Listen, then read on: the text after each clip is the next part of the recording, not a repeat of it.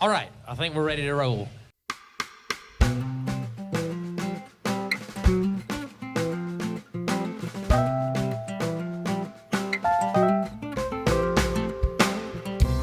You're listening to Words Like That with Cole Powell, a storytelling podcast.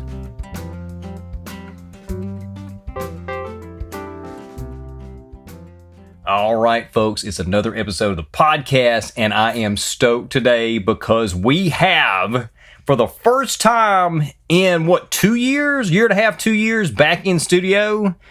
Yeah, I'm going to say a year and a half. A year and a half, okay. Can't be- 2 years since you were in studio for the podcast, let's say that. Okay, yeah. And 1 year since your last appearance on the podcast, which was remote. So Kyle Graves is here. If you don't know who Kyle Graves is, this guy was an award-winning singer-songwriter by age 21. He is now up for another couple of awards. He started his own media company. He has a degree in liberal studies with a marketing minor. He's got a master's of science in public relations. He just spent a couple of years working in media marketing. This guy is incredible. And to kick this thing off, I want to talk about, well, I tell you what, let's do this. I'm going to tell you the stuff I want to talk about, and you tell me which one you want to talk about first. I want to talk about all the stuff that I just named. Okay. Your career. You also got a new song out with your current band, which is great. Wait, I actually got this set up. We can play a little bit of the video while we're here. Okay. That'd be pretty cool. And you're up for, with that band, you got a Song of the Year nomination at the Josie Music Awards. A whole bunch of exciting stuff going on for you.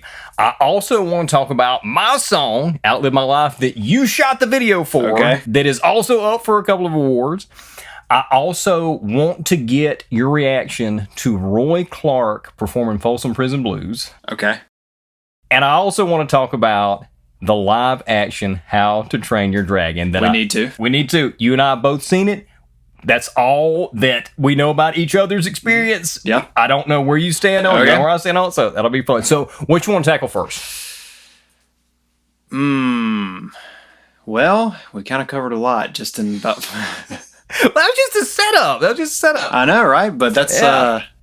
It's a big setup. You got a lot going on. What do you want me to say? Honestly, I kind of forgot about a lot of stuff that you just talked about. Great. All right. Some marketer you are. Right. Yeah, but but I've been trained by the Gen Z generation to right. Next. Right. The TikTok generation. Yeah. Yep. Speaking of which, that's another thing. You got like 56,000 followers on TikTok. Yeah, but you know what? I know. I haven't posted on that thing in I don't know. I know. People would kill. I know. For that follower base. And you're like... But it's a dead follower base. I tried it. I tried posting there again, and it'd be like 3 likes and be like, you suck. And it's like, oh wow. Great. Okay. Awesome. Well, they're right. Well, regardless, if you ever decide to try to get back to it, somebody wants to go check him out on TikTok, go follow him. Yeah, you can look at my videos from about 3 years ago. There you go. Mm-hmm. Perfect. All right. What were my options again? Because your career. Okay. My song that also includes part of your career in it. Roy Clark, Folsom Prison Blues, and How to Train Your Dragon. Let's start off with How to Train Your Dragon. Okay, let's go. That's great. That's the most recent thing. Okay, so let's do. So this is the live action remake of 2010 animated DreamWorks film that I thought was great. I thought the animated version was fantastic. Loved it. My kids are obsessed with it. They watch it all the time. Yeah. I took them to see it. And what's your opinion before we go any further? Okay. I haven't seen the animated movie in probably since it came out. Mm-hmm. Okay. So it's not... And you were like 3, something like that? No, I'm just... Mm-hmm, yeah. Okay, no, I'm just kidding. For real though, you're like 10. I was about to say, it wasn't much. I can't really... much of an that's why I wasn't trying to put up much of a fight. It's like, well... Right. Yeah, I mean, my wife, she's the oldest of 7, and she was 13 when the youngest was born. So naturally, she's seen this movie probably as many days as I've been alive. Right. And so she had a much better grasp of the story going into it. So whenever I went into it, I told myself, okay, I know what this story's about. I know halfway what to expect. So I'm just going to go in this completely neutral. And I was pretty blown away. It was the most fun I have had Yeah. in theaters in since Spider-Man 2 Yeah. in 2004. It was, yeah, that's exactly how we felt too. I think if it's not the best live action remake of an animated movie, Oh yeah.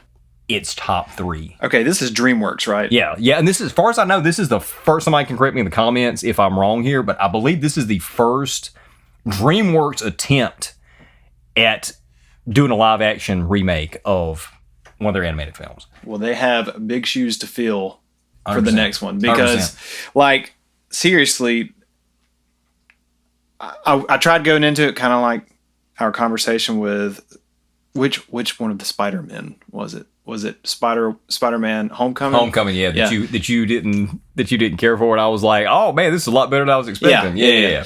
So I tried. 'Cause we were in that screening together. Yeah. I tried your approach, and I think even if I would have gone in jaded, I would have been pleasantly surprised, because as far as Autumn was telling me, hey, as far as I could tell, they pretty much just hit copy and paste of the script, which is great because so many of these live action remakes, they try to sort of rewrite the story to be a little bit more modernized. And it's like, no, if you write a good story, it is timeless. No, I'm not saying, Gone with the Wind would have the same exact cultural relevance as today, but something that was made 10 years ago, 15 years ago, it's still relevant enough. You don't have to reinvent the wheel. And the acting was as good as I wanted it to be, but honestly, the CGI was like the animation, whatever it was just unbelievable to me, because I don't know how they made Toothless look like the animated Toothless, but also like a real dragon all at the same time. So I don't know. It was pretty loaded for me. Like when I went and saw it, I just left and I was like, I would walk in, I would turn around and go watch it again right now. I felt the exact same way, and I don't think it was just because I was sitting with the kids who were all over this thing. I think if I had gone by myself, I still think I would have had a blast. Maybe not quite as much because they weren't, but still, I'd have had a blast. Yeah. And what you said about the whole remake thing, when they announced this movie, my first reaction was, "You've got to be kidding me!" Right? Yeah, because we've been burnt so many times.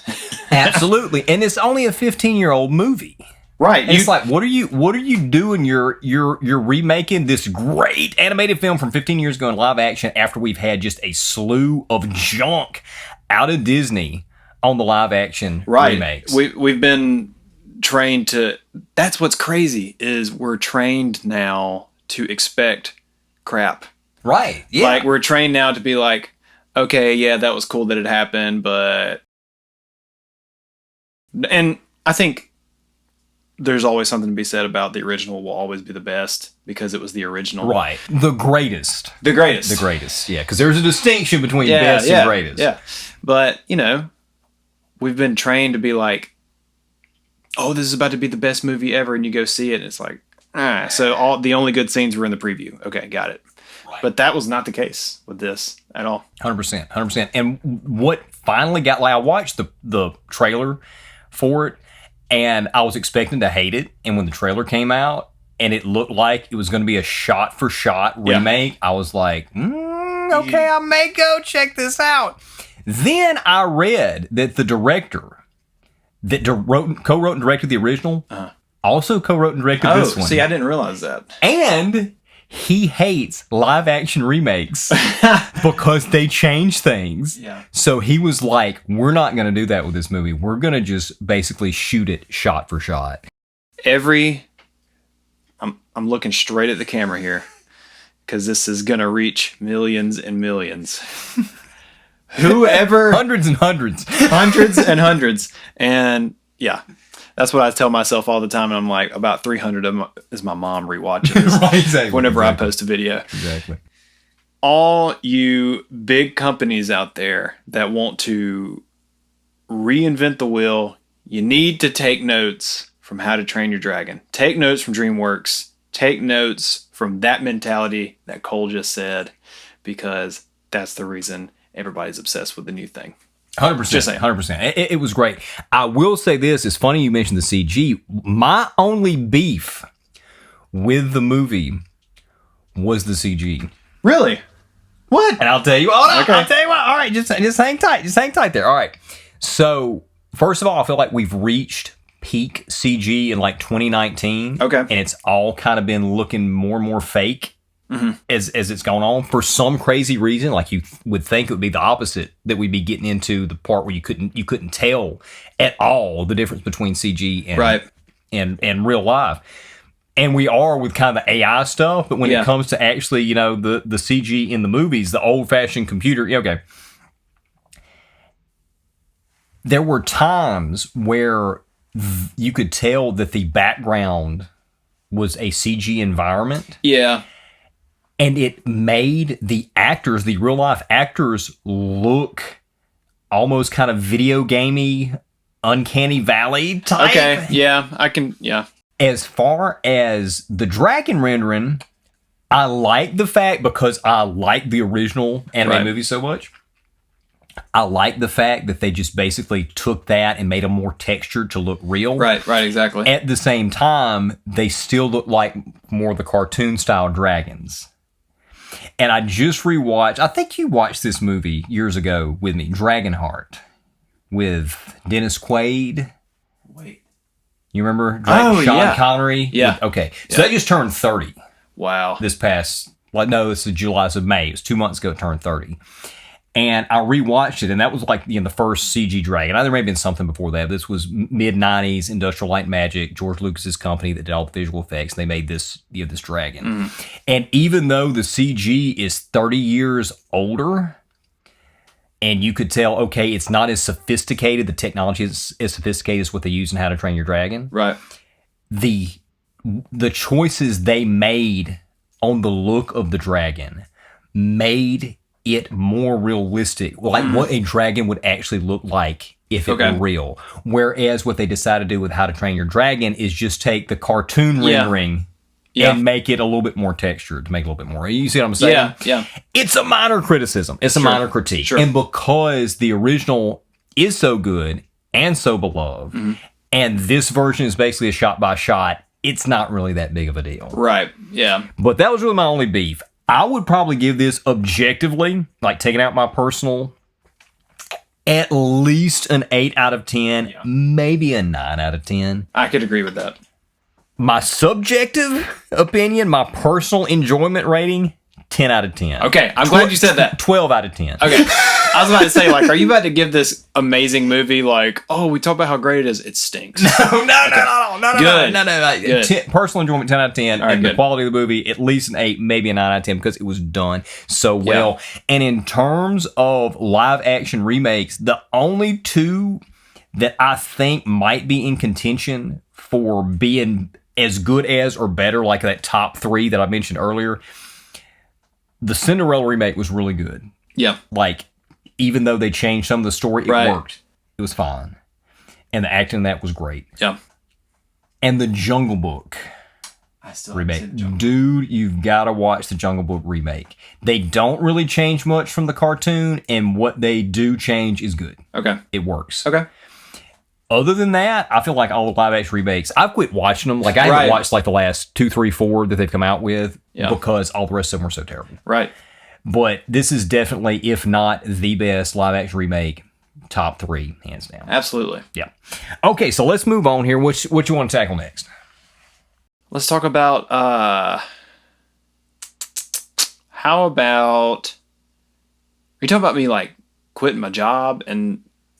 If you want to go there, we can. I was just talking about your general what's going on in your life. Start the media company, your new song, your new video with your band, the awards. Man, it's been a weird year and a half. Yeah. For like 5 or 6 years, I was a gigging musician, and that is just what I did.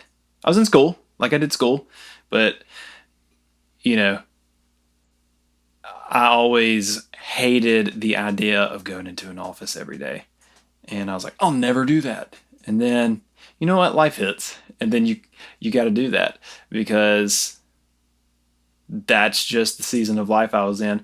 And I was right. I hated it. I thought it was horrible. And it wasn't all horrible because I got to do things that I learned in school. I mean, I got to get some practical knowledge to accompany the theoretical knowledge, I guess. And I realized that I love videography. I've always liked photography, but I've never been good at it. I've always stunk at photography. You can ask Autumn. I don't know about that. I saw some stuff that you did whenever you were younger. I mean, even when you were like in community college, you showed me some stuff you took. I was like, that's pretty good. Yeah, but that was like out of like 100,000 pictures. I get you. But essentially, that job gave me an opportunity to hone a craft that I didn't know that I had, you know? And I remember thinking, man, I kind of want to get back into that world of not sitting at this desk. But how do I do that? How do I just... That's a completely illogical... There's nothing that makes sense about that idea. But I tried applying to a bunch of other 9-to-5 jobs. Didn't work out. And then about the 150th application that I got rejected, I mean, I can't tell you how many times it was like, Mr. Graves, you're a phenomenal candidate, but you suck. We're not using you. Perfect. Autumn and I just looked at each other, my wife Autumn, and we were like, you know what? Maybe you should pray about this whole videography thing, see if it feels right, because this ain't feeling right. And no joke, within 48 hours, I had 2 different people reach out to me saying, hey, I have some consistent work that I want to give you. Could we meet up and talk about it? And wow. And then a third one came along like 2 weeks later. So I told Autumn, I was like, this is it. I think this is the path that I've been looking for. And it's been close to a month, and man, I feel like my old self again. For a year and a half, I kind of just felt like this is not what I'm meant to do. And I think it's so easy for people die often at 22 years old, but live the rest of their life. You know what I mean? Yeah. Yeah. Wow, man. I don't know. That's pretty profound. I stole that from someone. Okay. Okay. Well, all right. Can't take credit. I think that's like a John Denver thing or something like that. Okay. Or something like that. People die of old age, but the real death happened when they were like 24, whenever they decided to quit living or something like that.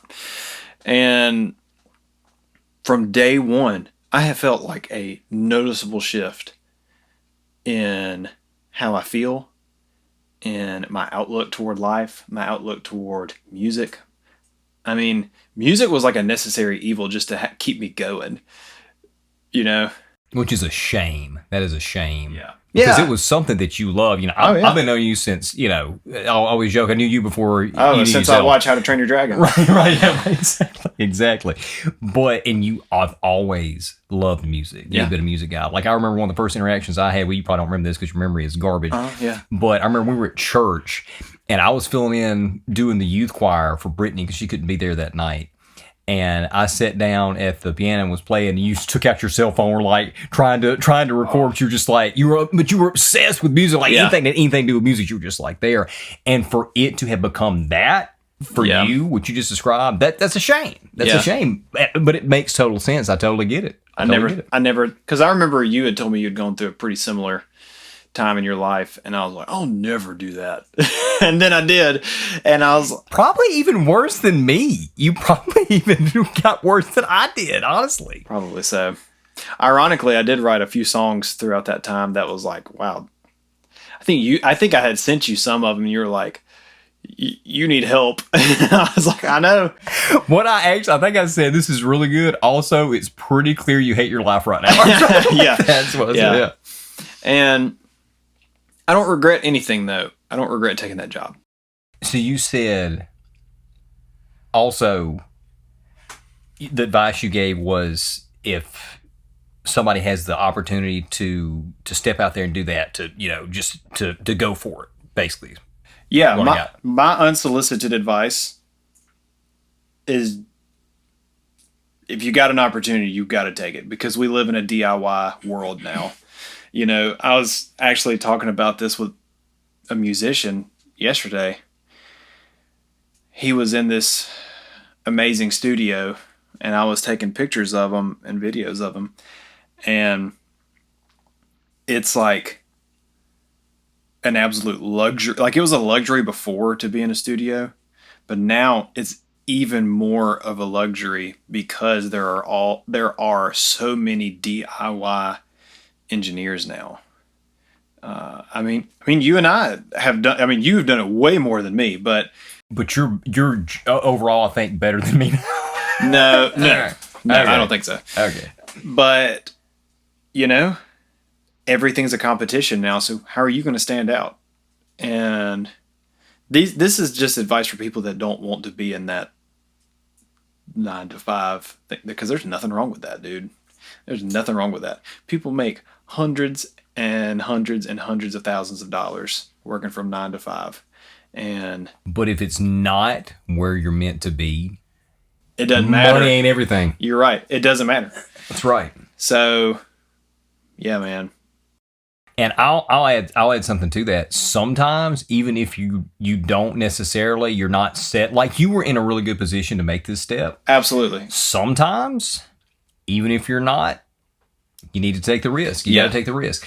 I basically did the same thing you did. What year is this? 2025. So 14 years ago. Yeah. When I was working, I used to work at the tax office. I don't know if I've said this on a video, but I used to work at our tax assessor collector's office, and that's like a hybrid of the DMV / land tax collection office in Mississippi. Right. And for those of y'all who don't know, and fine job, could have made a good career out of it, other than the fact that I was having some health issues that were being exacerbated by some of the stuff. But I took the risk to start my own record label, do my own music career. And I had some success with that. Looking back on it, I wasn't supposed to be in the job I was in. Mm-hmm. At the same time, though, that also wasn't what I was meant to do at that same time. And I didn't take time to see, you and I are both Christians. We make no bones about that. I didn't take the time to seek spiritual direction on that, you know? Yeah. And I'll also add to that you need to somehow find what you're supposed to be doing before you take that step. Yeah. And what you described earlier, to me, you got like 100% confirmation on this. Like, you knew without a doubt this is the time to do it. And the fact you talk about, like, you decided, you said you prayed about it, and then you decided, okay, that this is it, and 48 hours later. Yeah, that's crazy. It's like, what's the quote from the Bible? Is a perverse generation that seeks after signs and wonders, but then there's a rejoinder to that but it's a foolish generation that ignores them.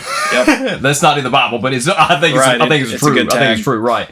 So, and I think that's a prime example. I completely believe that. And there's a guy that I work with.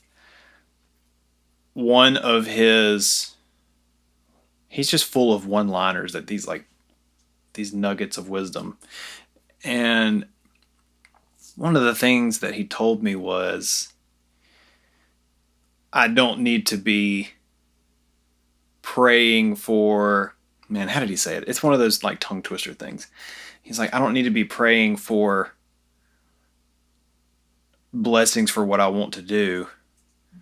It's pray for what I'm supposed to do to be blessed. Man, that's great. And it like totally shifts my perspective. It's like, instead of just me going and doing it and saying, I hope this is blessed, I hope this is the path. It's no, figure it out first. And sometimes sometimes you have to take that leap of faith, but man, life is so much better. Life is just so much better if you are praying for that direction ahead of time. Beat the curve. 100%. Beat the curve. And what you described is exactly what I did. I was like, this is what I want to do. And my prayer, instead of being like, Lord, what should I do? What do you want me to do? What is your plan for me? My prayer was, all right, God, this is what I want to do. So if you don't want me to do this, let me know. Otherwise, here I go. That's kind of where I was. That's not right. I didn't literally pray that, but looking back on it, that's the frame of mind I was in. That's the spirit I was in. And it was like, it was not in the proper order. It was not the seeking true direction of what my purpose in life is supposed to be. And if you're not fulfilling that purpose, I'm not saying that fulfilling your purpose isn't going to be hard. Right. Because most likely there's going to be some difficulty there. Yeah. And maybe some setbacks. Yeah. But you will end up being far happier and more fulfilled if you figure out what you're supposed to do and then go do it. Yeah, you're right, man. 100%. So with all of that, I've shifted. I've had all these ideas in my head of, oh, well, it would be cool to do this. It'd be cool to do this. It'd be cool to do this. But I would never have time. So now I have more time. It's weird. I have more and less time than I did. I have more time to devote to creativity, but I have less time to execute it, which is, I don't know, what a paradox. Yeah, no, it makes total sense. But I experienced the same thing whenever I started the record label. Yeah. Yeah, 100%. You get it. So, but now I'm having, it's like I have two passions that kind of butt heads with each other, because I love the visual and the sonic world, I guess you would call it. So they're complementary. They're complementary. Yeah. And that's what's great is like My High Rangers, the band that I'm in, I have another buddy in there that's a great videographer. And we filmed our own music video, but it's us in the studio. Now who's this? My High Rangers. No. Which bandmate? Dax. Oh, Dax. Okay. Yeah, Dax is a great... Yeah, of course it's Dax. Yeah, Dax is a great videographer. Yeah. Dax is a great guy, by the way. He is. He's just phenomenal. He is. And super talented, too. I can't remember why we said that we needed to do this. I think we just said, like, it'd be cool. And I told Dax, I was like, hey, let's get 2 cameras. We're going to set one up to record the entire session of us just performing this live. And the second camera is going to be B-roll the whole time. So we have things that we can cut to. So I said, all right, for this first take, you video me and the rest of the band. And then the second take, I'm going to video you and the rest of the band. So we created this illusion that there was a videographer in the room, but there was not. Like multi cameras, like you had multi cameras. Yeah. Possibly even multi-camera men. Yeah, that was the goal. Well, I tell you what, you set that up. Let's play a clip of the video here. Okay. Yeah, let's do it. Jamie, could you pull up? Right, exactly. I thought the same thing. Yeah, I'm both Jamie and Joe. You are. Together. Maybe one day I can afford some more people in this operation. You're the one-man band, man. That's it. All right, here we go. This is Mile High Rangers, Easy Going Love.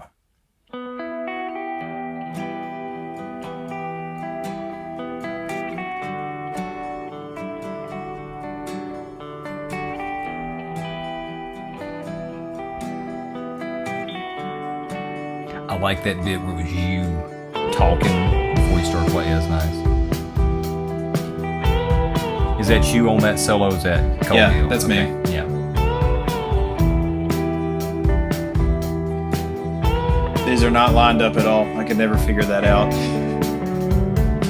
It works. All right, and this is Cole Hill. This is your bandmate, co-lead singer, co-songwriter, Co-lead guitarist. We're co-everything. Yeah, also a phenomenal singer-songwriter, award-winning singer-songwriter, and he has a great first name. Oh yeah, that's not biased. The best in my opinion. That's not. No, objectively, it's the best name. Okay.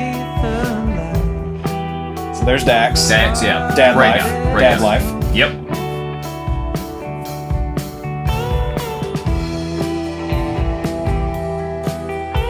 Good mix on this too. You mix this? Or No. is this Cole Hill mix? This is Cole Hill. Cole Hill mix this, yeah. Great mixing job on this. There's Sam. There's Jack Riley. It's enough for me just to be with you. He's got a great voice too. It's funny to me how similar y'all's voices are. I know most people think we're twins whenever we I go know. gig. Yeah, it's like the light and the dark. The blonde one and the dark one. For real. Love, let's take it slow. We can take it slow.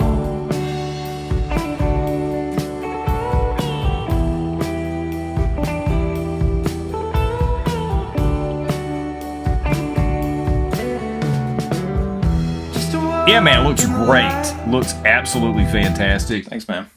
The song sounds great. You and Dax filming this, and the way you described it, super smart way to film this and make it look like that this was you had a crew in there.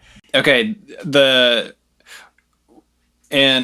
think you would agree with this. Working smarter, not harder. 100%. Yeah. That's my motto. But in a creative world, working smarter is expensive. It's true. So sometimes you gotta work harder. No, but to me, no, that is the smart thing because you're saving money. Like that is the smart thing. That's what I was thinking. Yeah, I was like, well, we're saving some bucks. So. Yeah, absolutely. But you know, if it's an ideal world, money's not an issue, whatever. Right. Smarter would have been to hire a crew. Not a crew, but you know what I mean. Like just bring another videographer in there. But the fact that you've got your own media company and you're a videographer, just like why would you do that, man? Right. I mean, well, that's what I thought. Yeah, I think your thought's great. Yeah, because I don't know. Growing up in rural Mississippi, that's the mindset of like, well, if I can do it, why would I hire someone else to do it? Right. But I don't know how to, work on cars. I don't know how to work on, I don't know any construction things. I don't know any of that world. So it's really weird at 24, almost 25 years old, finally finding a thing that having that I ain't gonna work. That redneck mindset, Yeah. if you will, and I don't mean that insultingly. I mean we're redneck. I mean we're rednecks, not the biggest definition of redneck. No, but we're good old country boys. good old country boys, that's right. But I mean there's some overlap between There good old is. country boys and rednecks. There's But a little anyway. redneck in all of us. But it's so fun. You're absolutely right, and I was the same way. My dad, mechanically inclined, carpentry like. He built their house. Right. It's phenomenal work. Worked in the oil field, knew the ins and outs from top to bottom of that, and he was the original do-it-yourselfer. Yep. And first of all, I have some physical limitations because of my health issues. I couldn't do that kind of stuff. But like you, I found in the arts, in the creative fields, that I can do this. I mean, look.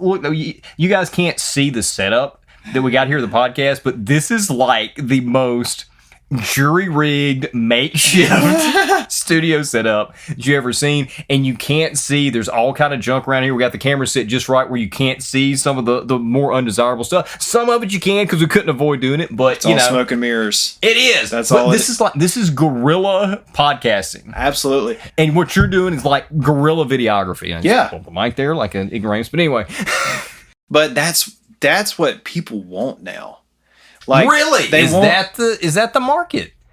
Well, let me rephrase that. There is a larger cult following than there used to be for I that see. style. There's a guy named Mac DeMarco. Have you ever heard of Mac DeMarco? I always want to say Mark DeMarco. but I don't go much on the interwebs. Well, this guy's a musician. I've never heard this term, but it's called they either called it a pocket studio or a micro studio.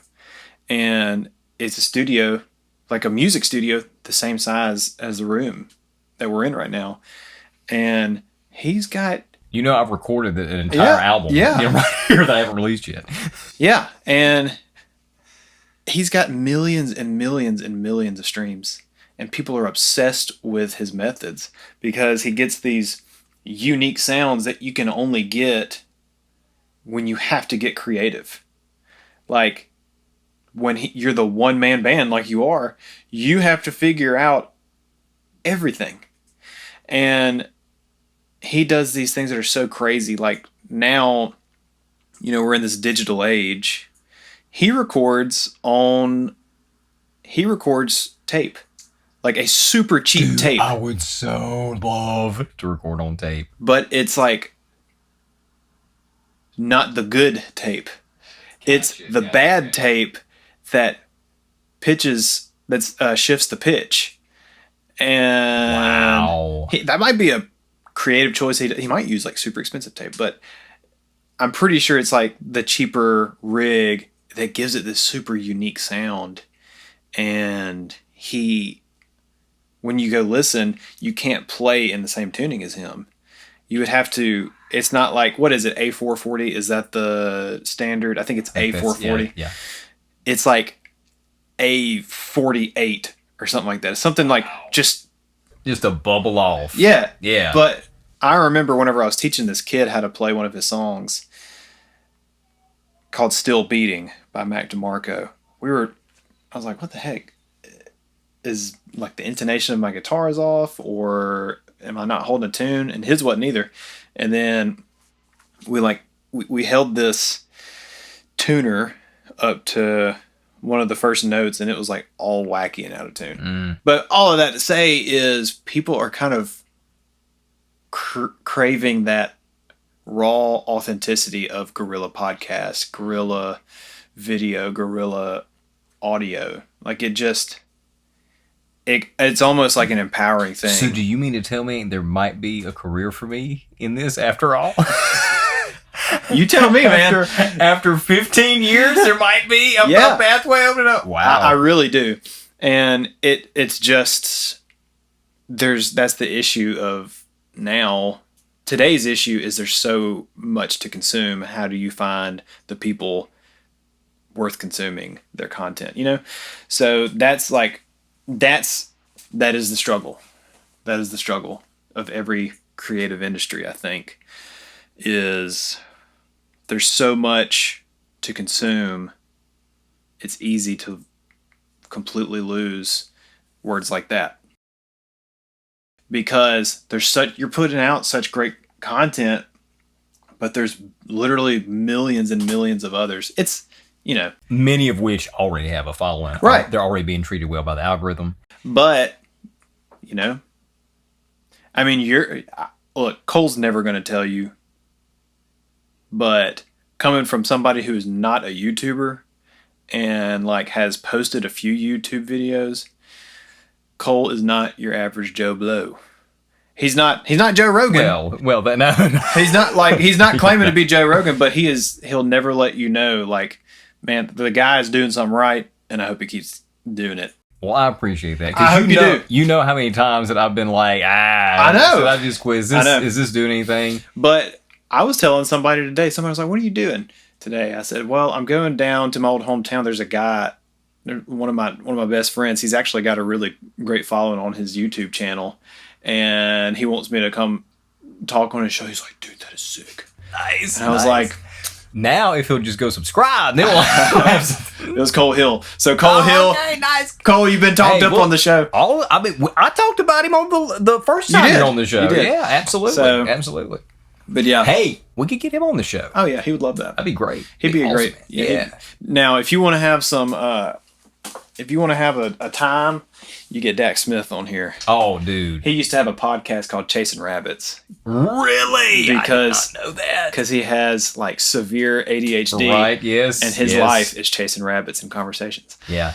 So, what I'm trying to say is, like, you should pat yourself on the back, man. Well, I appreciate you need to he's going to be weird about this. He's not going to accept this compliment, but he'll accept. I'm trying to be like, yeah, okay, thanks. Cole's got that imposter syndrome. That's no, I do not have imposter syndrome. No, I know how great I am. See, I flipped it on you. You did. Okay, everything that I thought I knew about Cole's wrong. Yeah. So anyway, Yeah, I think we're in this really unique space now where I think the people that are in their storage parts of their house are being rewarded.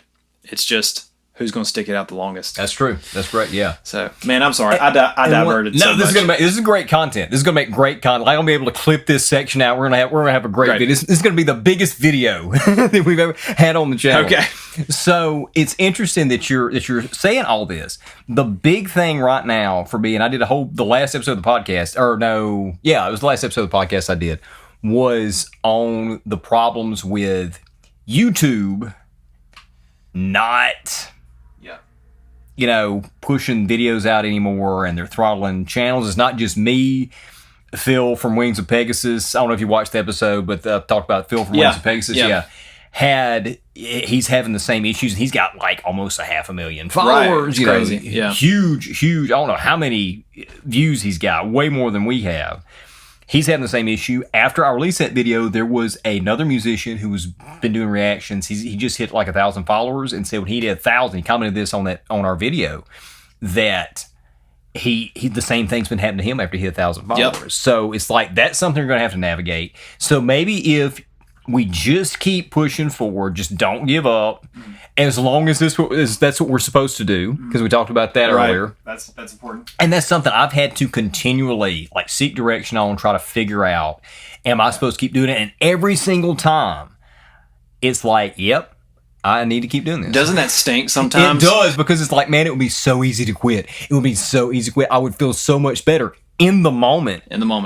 But if I'm giving up on something that I'm not supposed to give up on, I know in the long run it's going to be bad for me. Yep. And I'm going to be kicking myself for it, because I've already been down that road. I've already done that. Right. But anyway, let me ask you real quick while we're on this subject. AI, where does that play into this? Into like how I feel, or into the industry, into these creators you're talking about? Is it going to help or is it going to hinder? Okay. I have like two competing thoughts.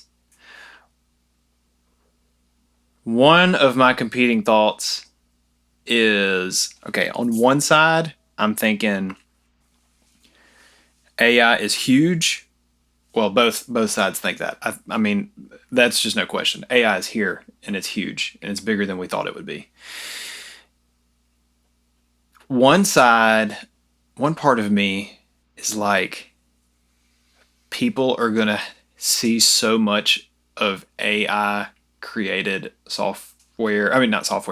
content, that it's going to get to the point where it's like, oh my gosh, can somebody please give me an imperfection that's not Uncanny Valley? But then I also is like, okay, yeah, everybody said that about radio. I don't want to be the guy that says, oh, this is just a trend. And yeah, I'm the person that's like, look at this idiot who said this 100 years ago. These horseless carriages will never catch on. Yeah, exactly. Yeah. So I think it's a threat and a helper all at the same time. Where I draw the line for AI, I mean, I enjoy asking questions and never thought about it like that. But I don't use any AI for content. None. I don't use it for script writing. I don't use it for, I don't know. It just feels, for me personally, I'm not saying for people that do use it, this is not a dig at them. This is just me personally. It just doesn't feel genuine whenever I create a video that the only thing that wasn't AI was me hitting record, or me creating a song and the only thing that wasn't artificial intelligence was me hitting record or just playing my guitar part over an AI generated song. It just doesn't feel real to me. I'm sure I know that AI could write a better song than I can. That's the scary part. I don't know about that. I've seen some of the AI stuff, and it's just like, maybe they could write a more poppy commercial song. Yeah. But objectively better in terms of quality? I don't know, man. I don't know. I've sent it some of my songs, and I would say, hey, I need you to unpack these lyrics. If you want to get your feelings hurt, ask AI to. Well, actually, AI is going to try its best to make you feel great. That's the issue.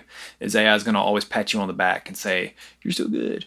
That's not necessarily been my experience. What AI are you using? ChatGPT? ChatGPT. Yeah. See, I've never used ChatGPT. Okay, well then ChatGPT is just there to. Yeah, I just read an article on this the other day about ChatGPT like being super. Oh yeah. Oh man, you're great. You're the best. Yeah. Yeah. I've been using Rock. Doesn't feel that way. It doesn't. There's limitations to it, and I haven't really been doing songs. I've been doing other writing, which I'm working on some stuff, and I'll use it for feedback, and it's usually it softens its criticism, but it doesn't hold back. Like it's not harsh. Yeah. But it will be like, yeah, here are some suggestions for strengthening this. Okay, ChatGPT will do that. Yeah. It'll say you're very close, but. Yeah, see, this isn't. I don't think I haven't even had Grok like go that soft. Really? Oh, yeah, okay. Yeah. So ChatGPT is the participation trophy award. Right. Yeah, that's kind of the vibe that I got all that. Yeah, but if you tell it if you say, "Hey, I need you to be brutally honest about this," right? That's another thing in the prompt. That's like true. you said, it's trained to it's programmed to positive. be positive. Yeah. Energy, man. Yeah, positive energy, man. So on the AI part of like movie creation, since you're now in the videography game, yeah. What do you feel about that? Have you seen the new what's Google the new Veo? Google? Yeah. Is it Veo or Veo? Veo. I don't know how it's probably pronounced. Veo. I don't know how it's pronounced. I don't think I've heard it pronounced. So this thing I'm seeing it spelled. Yeah. Have you seen those clips? Yeah. All I gotta say is to these people that have parents like 55 and beyond, you need to train them on what is AI and what's not. Because I've been fooled before. And you're a Zoomer. Yeah. You have been, you were basically handed a phone in the nursery at the hospital when you were born. Now, hold on. I remember when the iPod came out. Okay. Wow, really? Yeah. Wow. I mean, yeah. Consider wasn't it like that? 2004? Yeah, but your memory is so terrible. I'm surprised that you... Yeah, but see, we were still with Blackberries and Razors and all that kind of stuff. Yeah. Was it the Blackberry Razor? Is that what it was? I can't remember. I had... Motorola Razor. That's what it was. Motorola Razor, yeah. So I had the BlackBerry. Let's see, what was mine called? BlackBerry. I think it was just the BlackBerry, wasn't it? Yeah, but I had like the BlackBerry whatever. Okay. Because they all had like I remember Brittany my wife had the BlackBerry World Edition, I think, and then I had like a BlackBerry one. That was actually my favorite phone was BlackBerry. I hate touchscreens. Well, you know what? You probably could get sponsored. I think they're still making phones. They had last I saw they had tried to like transition, I think, to touchscreen or something. I'm like, that's Come on, just stick. Anyway, so it's really compelling. It's really easy to be like, whoa, I didn't realize that was AI. And I have seen so many people of my grandma's age reposting these videos where it's like, look at this beached whale that puts itself back into the ocean. It's like, it's not real, guys. But it's really convincing. Really convincing. So I just kind of feel like, I don't know. I think it kind of is like the same thing as CGI, where it's really cool, and I'm glad that it's here. But I'm one of those guys that likes the old Star Wars movies more because it's real. Did you see, speaking of which, you saw that the original print, 1977 unaltered, they screened it. Lucasfilm screened it. I can't remember where this was, maybe like some kind of film festival or whatever. If anybody's watching this far into the show, they can put in the comments.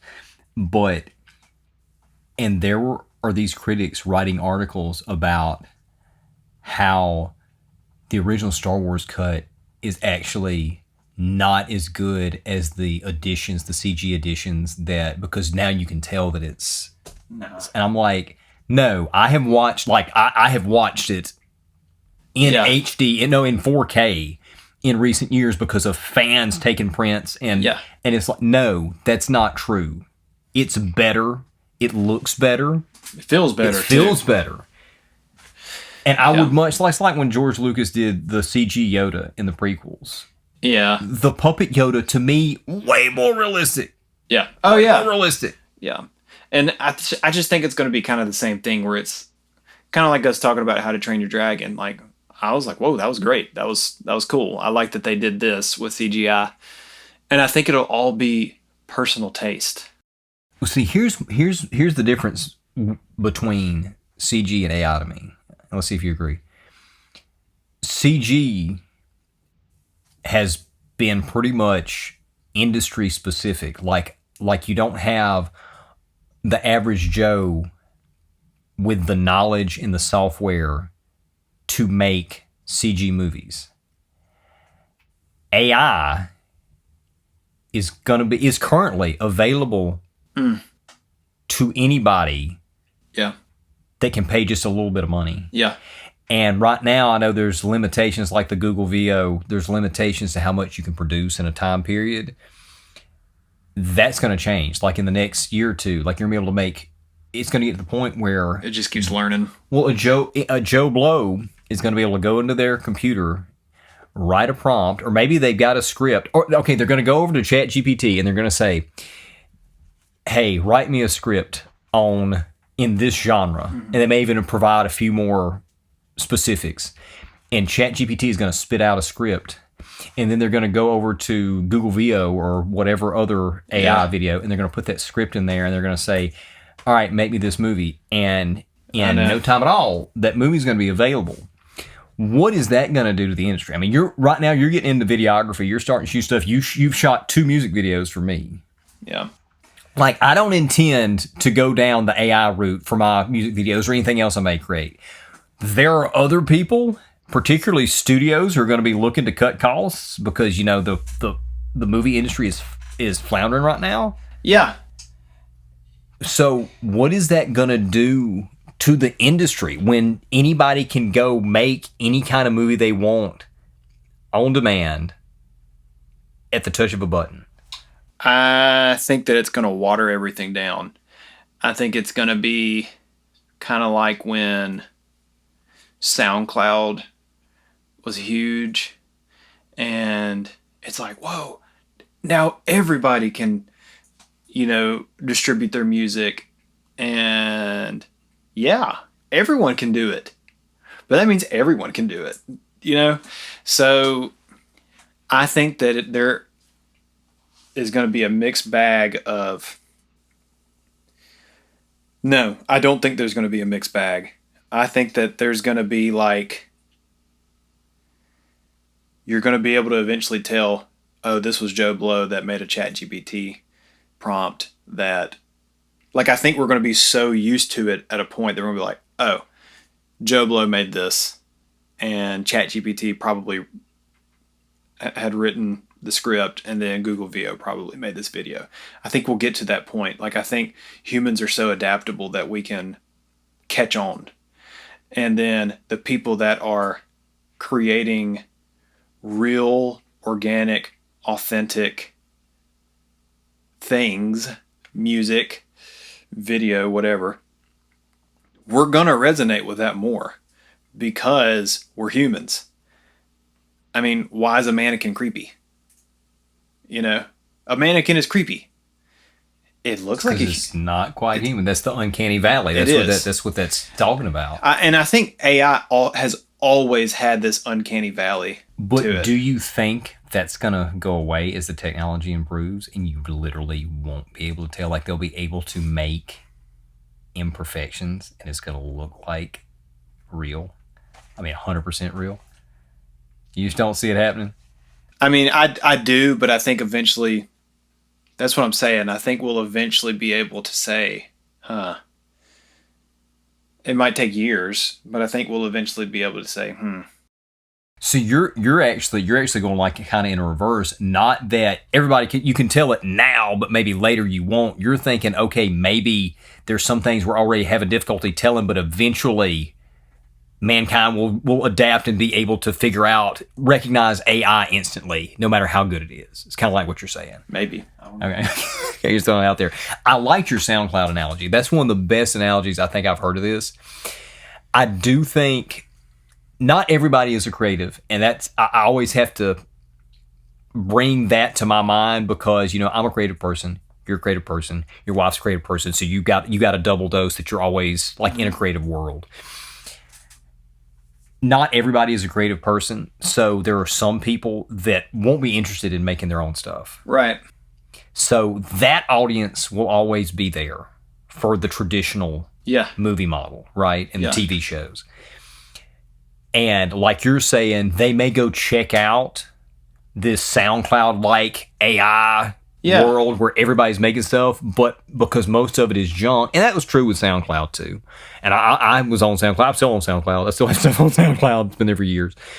That most of the stuff you went and listened to, it wasn't that good.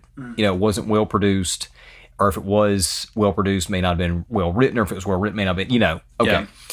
I like that analogy. You're probably right about that. You are going to have those some creative people who are going to make this stuff, and maybe they take a little bit more. Maybe they write their own script. Mm-hmm. Maybe they edit the AI movies by hand. Maybe they tell the AI to make it, and then they go in there and edit. Maybe they don't like a scene, they go in and tell the AI to write another scene. Okay. What about those people? Do they rise to the top and create a separate market, a new market for AI specifically generated films? Does that become part of the mainstream movie and television media market? Like, what do you think about that? Well, it's easy to, in my opinion, it's easy to always just use music as an analogy. Like, okay, before Spotify, Apple Music, SoundCloud, we had physical, we consumed music physically with a CD, with a tape, like cassette tapes, or with vinyl records. So that was what everyone had known. Then Napster shows up. And to me, that was the precursor to Spotify and Apple Music, SoundCloud, YouTube Music, whatever you want to call it. And a lot of things it was like uncapped. Like it was illegal, but there were no regulations on it. So for a while there, it was like the Wild West, which is kind of where we're at with AI. With AI, you're right. We're in the Wild West of AI because there are no regulations. As far as I know, I mean, there might be that I'm just not aware of. I think what's happening is there are policies being put in place by the companies to try to avoid, like the AI companies themselves are starting to put like their own rules in place to give before litigation and legislation comes in. Yeah, well, I mean, but yeah, there's been no official regulations that I know of. So to me, I think we're in the Wild West right now, and eventually, I don't know. We have lived in such a regulated world since the dawn of time. It's like, yeah, you can do whatever you want, but if you do this, then this is going to happen. That has been going on since the dawn of time. Yeah, 100%. And I just really think that AI is going to get to a point. Right now, we're in the honeymoon phase of AI. You know, the Wild West, the honeymoon phase. And eventually, something is going to cause a huge stink with someone that matters. Like, there's already huge stinks with AI. Well, you know, right now there is one of the big publishing companies is suing one of the AI firms. Well, I take that back. There was a publishing company that sued one of the AI firms for training the AI, copyright infringement for training the AI on works that they had published, that the publishing company had published. Okay. The judge ruled, from my understanding, that it was fair use for them to use the copyrighted works to train the AI. But apparently, the way they acquired the copyrighted material was not through legal means. I don't know if they downloaded from Internet Archive or took screenshots off a Kindle or something. I don't know. Right. But the judge ruled that it was piracy, or that it was likely piracy, or whatever. So now this company is being sued for copyright infringement on those grounds. So when you've got AI video and AI audio being trained on the Disney's IP or Universal Music Group's IP, and they're going to be opened up for litigation. Yeah. And I heard it suggested recently that if these companies, just like say Disney was the example that I heard that was used, if Disney added like an AI IP side, or maybe a separate app than Disney Plus, that allows users on the platform to make their own AI movies using Disney IP, and the creators are paying Disney to use it. People that aren't the creative types but want to go on there and see what is being used are paying a subscription fee to be able to go on there and watch this stuff. And there will be some of it will be junk. It's like you're talking about SoundCloud earlier. Like a bunch of it will be junk. Yeah. But then you'll have some people that are going to be really good. Yeah.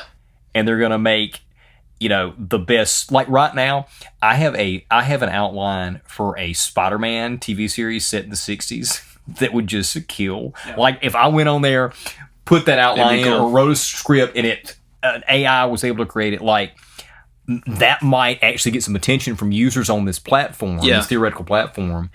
And then I become this famous AI producer, director for having made, you know what I'm saying? Yeah. That opens up an interesting point, because like maybe AI content becomes like a cult following thing. Instead of it taking over the mainstream, it just becomes another piece of the market. Yeah, I think like an art house film. Yeah, because AI is limited to its prompt writers. So it just depends on how great of a prompt writer are you. Because you could be, Christopher Nolan, but what if he stunk at prompt writing? One of the greatest living directors, probably the greatest director of the 21st century. Yeah. What if he is awful at writing AI prompts? Right. So that's great. I love it. That could be. That's unlikely because he's a genius. He's a genius. There's no way you'd be bad at writing prompts. Right. I don't know. But as our mutual Uncle Donald said, everybody's smart about something. Everybody's smart about something. So I guess what I'm saying is like maybe usually when people make these like truth claims of AI is going to take over everything and we're not going to be able to scale it back by 40%. I agree. And that's probably what's going to happen. I agree with that. And what I see that being, and you've kind of changed my perspective a little bit, maybe it's going to be cult followings. Like, ooh, I love this AI created content. And that's like people that listen to lo-fi. Yeah. Yeah. There's a market for it. It's a small part of the market. It's a niche. Yeah. Niche, that's the word. Yeah, absolutely. And I think realistically, AI will be introduced into modern filmmaking, like the big studios, but kind of like how CGI was, where it was like, we're going to use AI for this scene. And I can see, like, if this thing occurs where you got like this AI platform where you can play with these big intellectual properties, if somebody gets like 1 billion views or 2 million followers or whatever, I can see those AI prompt writers, because that's what they really are, right? Yeah. That's what they are. That's their biggest skill, being able to write the prompt. I say that if they're writing their own script, that's a little bit better. I can see the major studios coming to them and hiring them to write their AI stuff to the big. That's a good point. You know what I'm saying? I don't know. Maybe not. But I think but then you get into like biting the hand that feeds you with, okay, you go hire this huge AI, this AI creator, prompt writer. You go hire them. Well, then you step on the toes of your script writers. You step on the toes of your... Yeah, you're right. And there's a lot of unionizing and guilds there. So there'd have to be some kind of... That's why I think it's going to eventually get so regulated that I think that there's going to have to be one big stink with somebody or something that matters, not just me or you. Right. You know? Right. Oh, yeah. Like it's going to have to be like you're saying, an intellectual property thing. Yeah.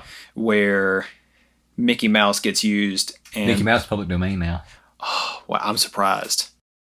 They didn't extend the protections. He He should have been public domain way before now. It should have been like in the 30s, wasn't it? No, that's when he was created. Oh. It was in. Well, then it should have been like the 40s or 50s because like the first public domain laws were like super limited, right?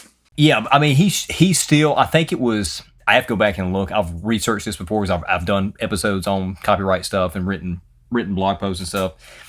But I think it was like originally the copyright laws changed in the 70s. Okay. And before that, there was like you had to renew it every so often, whatever. And then after the 70s, that changed. And then in the 90s, there was another major change. And basically, it was lobbying these corporations were lobbying for this stuff because they didn't want to lose this big IP.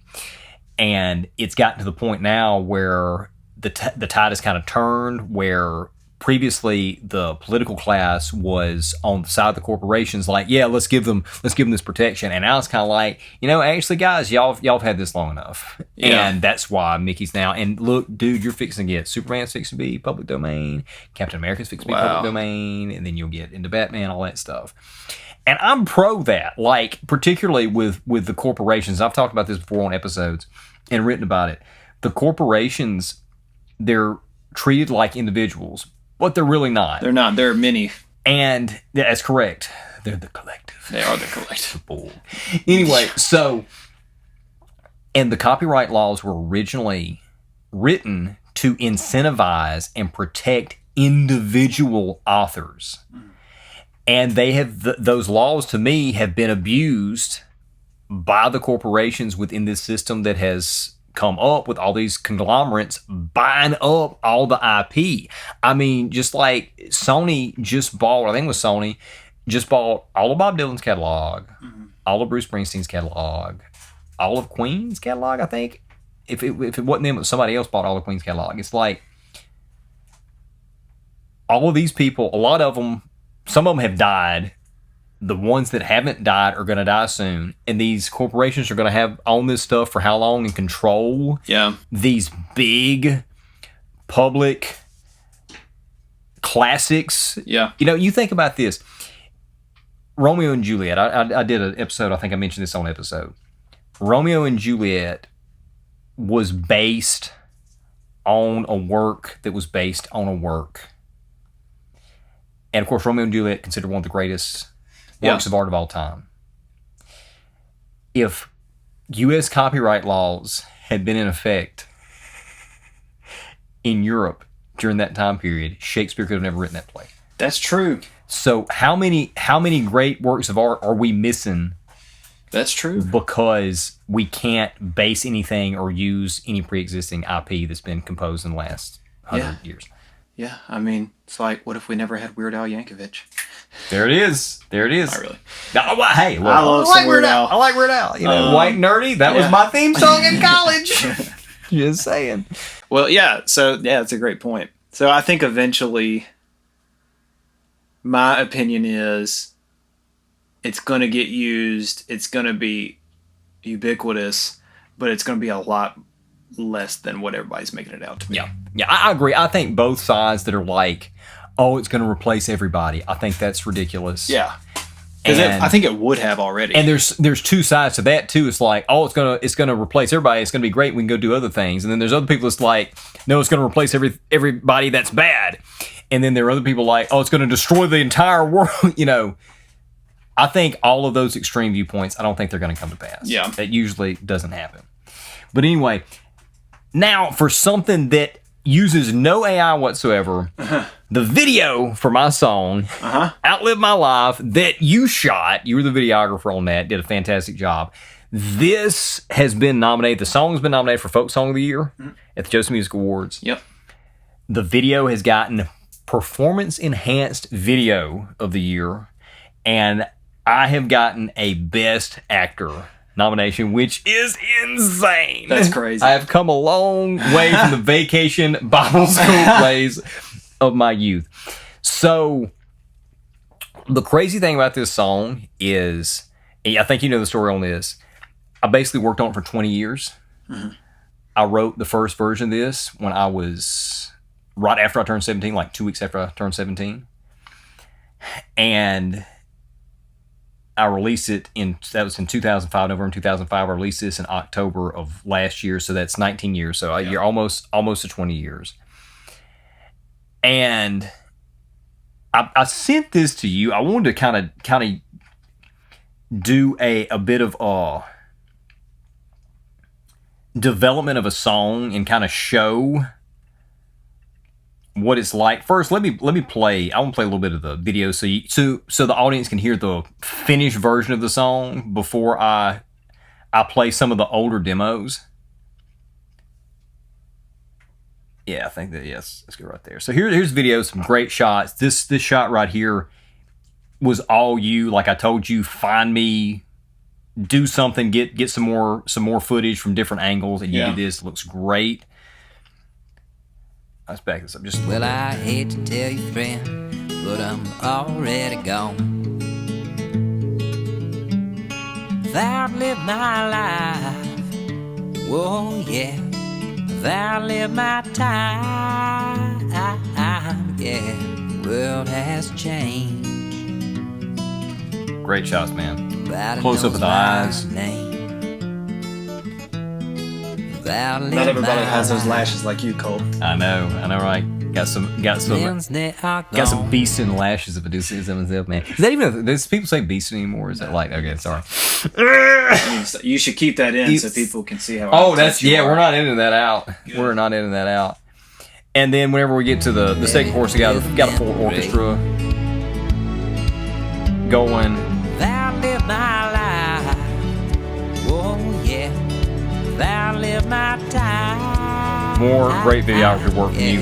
And also, you actually shot this before you started your media company, which is why it doesn't have an association with Kyle Graves Media on it, which is what I would have put that on there if your media company had been rolling at the time. But anyway, so I sent this to you. I don't know whether you remember or not. I sent this to you last year. I have the original demos. Oh yeah, I remember this. Okay. Because I was like. So I'm gonna play it. I'm gonna play it. Just kind of a little bit of a. You should. To show the audience what it's like to develop a song. And Kyle's staring at my chair over there. It's been tore up. Anyway, no, it was perfectly fine. No, I'm saying like I tore it up. And it's back there shuffling. There we go. We're back to normal. Okay. And I'm gonna keep the camera on you this whole time for this. I'm not gonna. Now you can actually see it when I go. Yeah. Did you see me do that? I saw your face. I was like, oh, whatever. And I didn't want to know about myself. But anyway, so here is Outlive My Life, the original cut. Now, I wrote it in November 2005. I had just turned 17. I just got my first record equipment it's like a birthday / Christmas present. And we had Thanksgiving at my Uncle David's house, who you knew. And always at these family get-togethers, somebody brought out the guitars. We started playing around. We do a lot of hymns and classic country western. And I went home and I just started really trying to seriously write songs like that I might actually be able to write and try to make a career out of something. And I wrote 3 songs like in 2 days after that Thanksgiving Day music jam session. 2 of them were like these alternative pop rock stuff, the stuff that actually kind of ended up on my first record, but not near as fleshed out or formed or marketable as that stuff. much more on the alternative side. Alternative meaning nobody's going to listen to it. This one though was more into the classic country western style. It's kind of a country western ballad, and ironically, it was about a singer-songwriter musician at the end of his life, lamenting his bygone career. And here I was, it's basically the first decent song I ever wrote. I'm writing about this washed-up singer-songwriter who's dying. And the verses were not really good at all. They were short and weak. They were not very basic vocabulary, and they were like 2 lines maybe, I can't remember. Yeah. But the chorus, I thought the chorus had some potential there. The line "Outlive My Life" I thought was something that was unique and different. Yeah. That I had never heard before, but that immediately gets an idea across. Right. What does outlive my life mean? You get that immediately. Oh, you've gone past the point where you're productive, where you're valuable, or at least in your mind. Right. And it's that's living where on past you. Right. And that's where the character that's singing this song is. I want to play the first demo. I cut this, I think, in February of 2006. And I had just started singing. And how old were you during this? I was 17. And I just started really singing. I just started trying to make a serious go of writing songs. The only singing I'd ever done was in congregationals in church. And it doesn't really count. I just started recording too. This is one of the first songs I recorded. Here we go. Oh, let's turn it up. It's super low.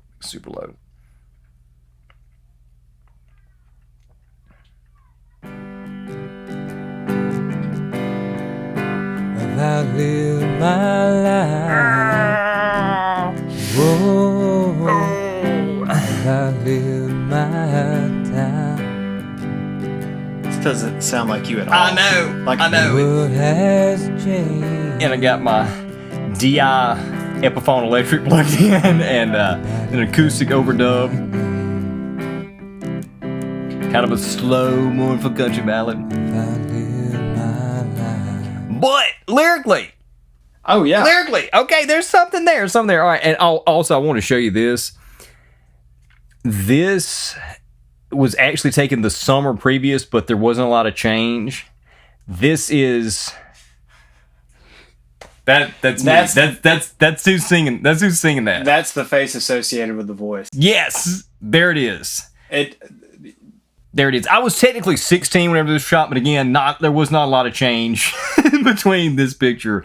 That's crazy, and man. The demo. Yeah. So then a couple of years later, I hung on to the song. I thought there was something there. I worked on it a little bit more, and I cut another demo. I think I may have done all the tracking in 2010. I definitely think the vocals are from 2010. And I've been singing. I've been trying to make my voice better. I was I'd kind of landed on an 90s alternative rock vocal sound, which I eventually, abandoned. I think you can still hear some influences in there, but that's what I was trying to really, really hone in on at the time. I think I cut these vocals in 2010. It may have been 08. I think it's 2010. So let's say 4 years later, here's the next iteration of the song.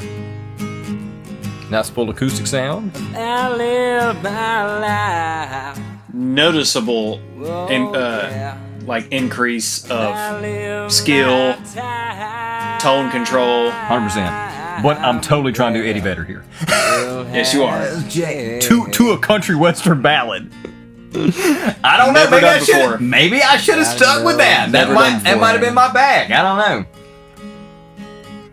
And the guitar playing much better also. Yeah. I live my life. Okay, so here we are. That's 4 years later. My artistry's better. My delivery's better. Yep. But as you can see, I felt like that the chorus was good enough that I didn't really change the lyrics. Yeah. So I hung on to that, and in the 2010s, folk started kind of making a comeback. Like there was these pop folk Lumineers, Mumford & Sons, Lumineers. That was a good one. Even the band Fun had some folk trappings in there. You had Philip Phillips won American Idol, and he was doing like some folk-based stuff. So by 2015, I was almost at the end of the first leg of my career by 2015. And like the year before that, I'd started playing this live in concert, just solo acoustic to try to fill out a set. Like if we were doing a full band show, it was just like, okay, we need another song. I'll do Outlive My Life. I really like the song. I feel like it's old school folk, but old school folk has kind of made a comeback, and it could easily be new school folk. You're getting into the stomp and holler era. That's correct. Excellent. Absolutely. And I started playing this live, and Tony Norton, who is a mutual friend of ours, he just loved the song. Like, it's one of the greatest songs he ever heard. I could see this. I could see Tony just right in his wheelhouse, because he's got a great record too. He does. You know, I still haven't heard his second record. I need to. Tony, if you're watching this, which I don't even know if he knows I'm doing a podcast, but if you're watching this, I need that second record. But anyway, so I played this in 2015. I cut another demo of the rearrangement, making it more of folk instead of country western, and I ended up not doing anything with the record except send it to Tony Norton. So, dude, if you can get, like, honestly, Tony Norton's seal of approval means a lot. Oh, 100%. He's one of the best songwriters to ever come out of this area. Like, it's phenomenal. And Tony is another one of those guys, like, if he heard us say it, I'd be like, no, don't say that. Stop. Don't say that. Right. And he would be like, oh, compliment. I can't take it. I got to be sure to clip this and get somebody to send it to him. But you're right, though. He is one of the best songwriters out here. 100%. He doesn't even know it. I don't know. I don't know how, man. Like, I know he's just too humble, I guess. He is. But he's like, hey, go check out his record. It is called Songs from an Unfinished House, the only one he actually publicly released. Yeah. It's on Spotify last I looked, and on Apple Music, I guess. Go check that out. Tony Norton, Songs from an Unfinished House. Anyway, so I cut this one and sent it to Tony, and this is the folk version.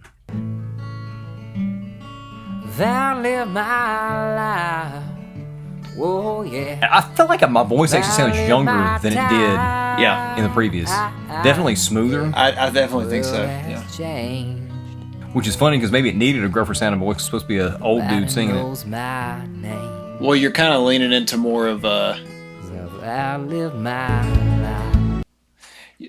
previous ones. You were singing more from like down here, I guess. Yeah. Like, and then it's almost like you're in the middle now. And I was trying to project a gravel from my throat on the way up. Yeah, and in this, it's like you're more of just like like your timbre is more of a mid range rather than you're trying to like lean into the low sounding timbre. If that makes sense. That makes total sense. Yeah, I totally agree. So, as you can see, the development. By this point we're 10 years in, right? Huge change, and I think for the better. And I think it lends itself to the folk style. And I think the folk style is both classic and modern because we've had the resurgence that it's still going on. There's still a lot of folk music out there. You know, Avi Kaplan, I think, is doing some really, really good stuff. Yeah. With the folk side, I've done a lot of reactions to him. I know you sent me one the other day. I hadn't heard. I was like, I'm sorry, I can't listen to this. I gotta do a reaction to it. You need to react to it like tomorrow. Yeah, 100%. Yeah, absolutely. So, and then of course, the current version that was released and is now up for 3 awards at the Joseph Music Awards that'll be held at the Grand Ole Opry in Nashville in November. Here we go, 2024 version.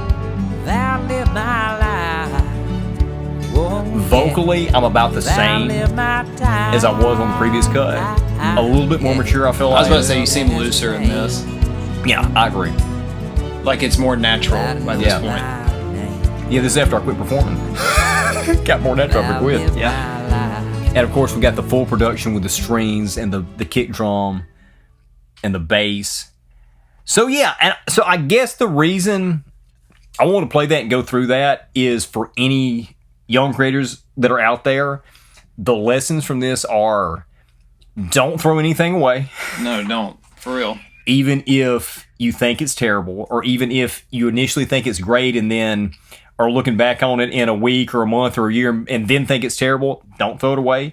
You may be able to come back to it and do something with it and work on it, analyze it, try to figure out what works, what doesn't work, get rid of what doesn't work, hone in on what works, continue to work. If you're singing, continue to work on your voice, develop that, continue to work on your musicianship, and maybe in 20 years, you might get nominated for a major award. That's absolutely true.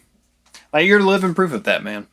That's very cool. I appreciate that, man. That's very cool, because you could have easily just said, well, the chorus is the only thing that I like in this. I don't feel like finishing it. 100%. It'd been very easy. It would have been very easy. And it was tempting. Yeah. Oh, absolutely. 100%. 100%.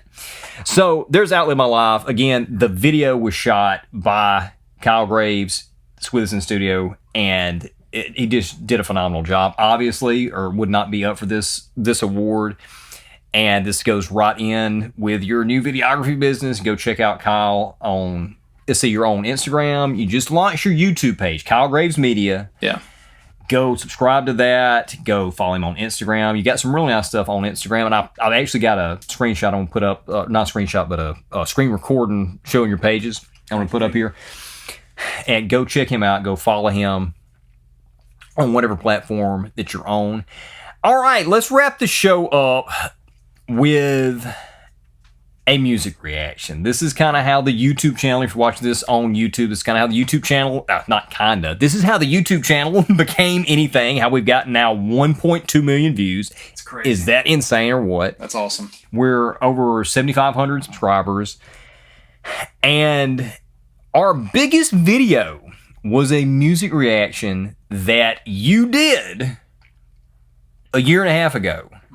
I never learned that song. Roy Clark, Malaguena. I actually was going to mention. So, Roy Clark, Malaguena, live on The Odd Couple. Did I ever, this is going to be a side note here. Did I ever tell you, did you see that comment, that idiot comment on that video right after it came out, where somebody says, you said Jack Lemmon and Walter Matthau. I'm not listening to this anymore because you don't know what you're talking about.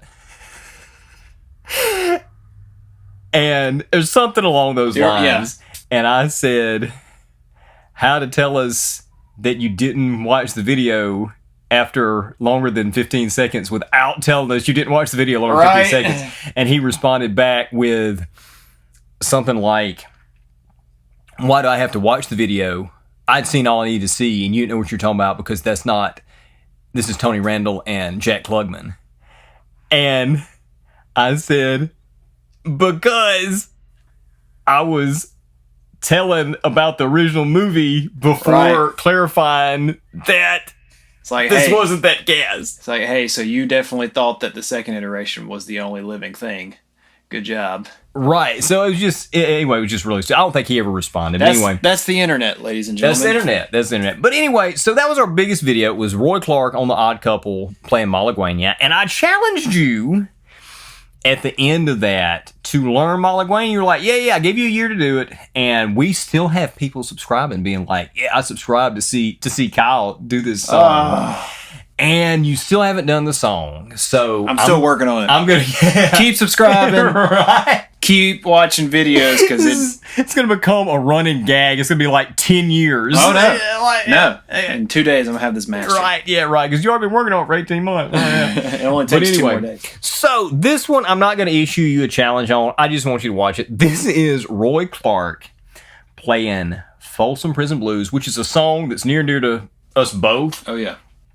We both grew up on this classic country western style at Folsom Prison Blues. I did a rock blues version whenever I first started performing that ended up being huge. Everybody stole it, including you eventually whenever you started. Whenever you started stole the crap playing. Out of it. And we actually released a recorded version of Folsom Prison Blues as Southern Gentry Music Review. You can go check that out, Spotify review stuff. And I love the version. I've got it on the Modern Rock playlist. You can go check that out on the Cole Powell Spotify artist profile. And my kids listen to this all the time, and that playlist all the time, and that song will rotate in.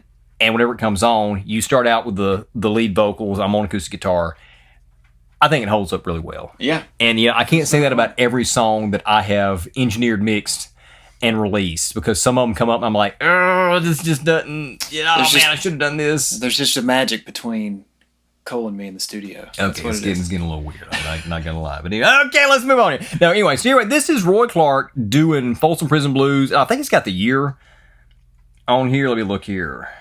1964, the Jimmy Dean show. You know Jimmy Dean, Big John, Big Bad John. Okay, this was his show.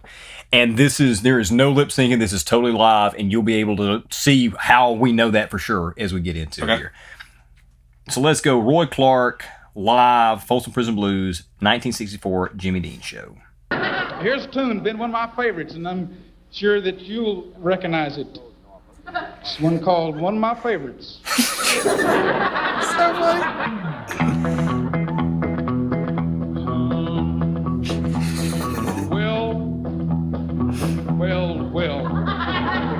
Well, you can't hardly get around that. I hear that train a-coming, it's coming around the bend.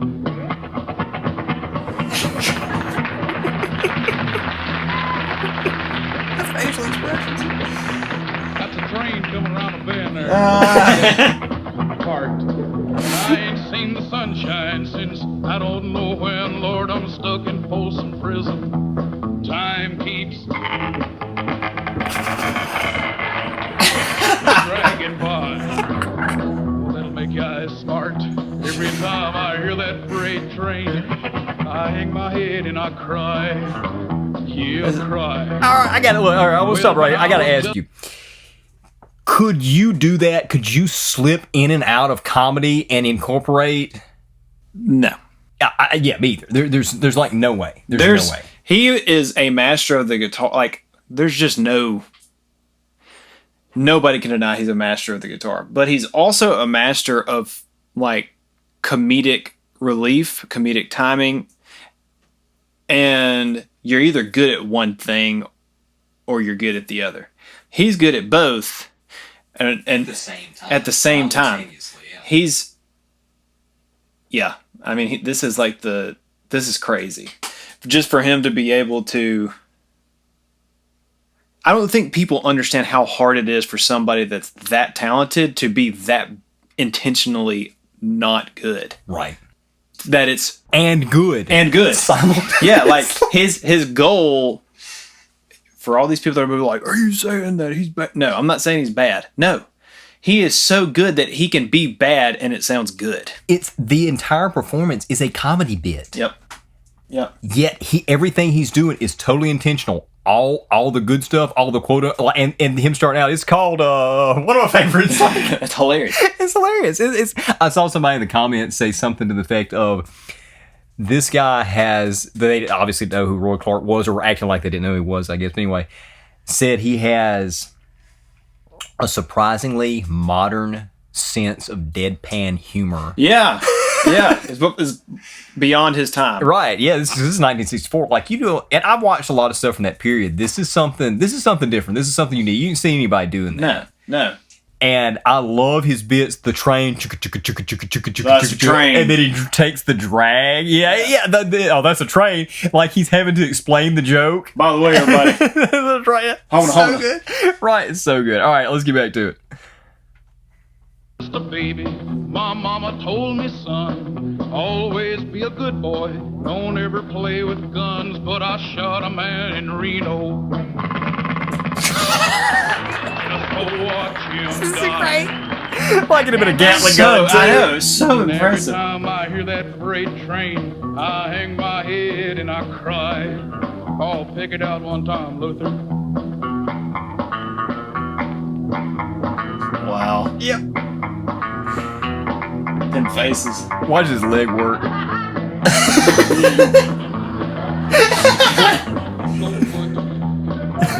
It's like you scratch a dog on its stomach. For real.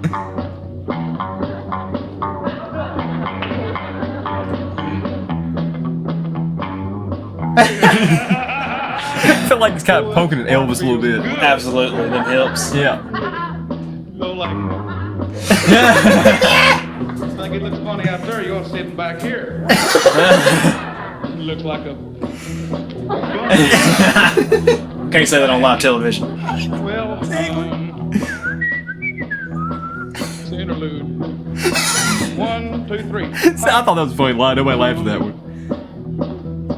I bet I surely will. I bet there's people eating in that fancy dining Like you just bar. remembered the lyrics. Oh yeah. Smoking whiskey, drinking a big cigar, but I know I had it coming. It's like Roger Miller now. Yeah. Did you see what I was done then? Had my thumb on top, I was making it go darn on the darn on the darn on the darn. With my thumb, man.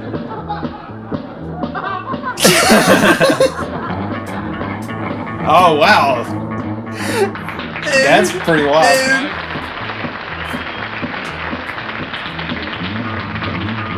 What? Now that's probably one of the most impressive things I've seen in this whole video. Yeah. Well, every year that part's getting harder and harder to do. All I do is cry. Rum-dum. Every time I hear that freight train leave one more time, I hang my head and I cry. I think we've had it, Luther. We better take it out or it's still ahead, Hoss.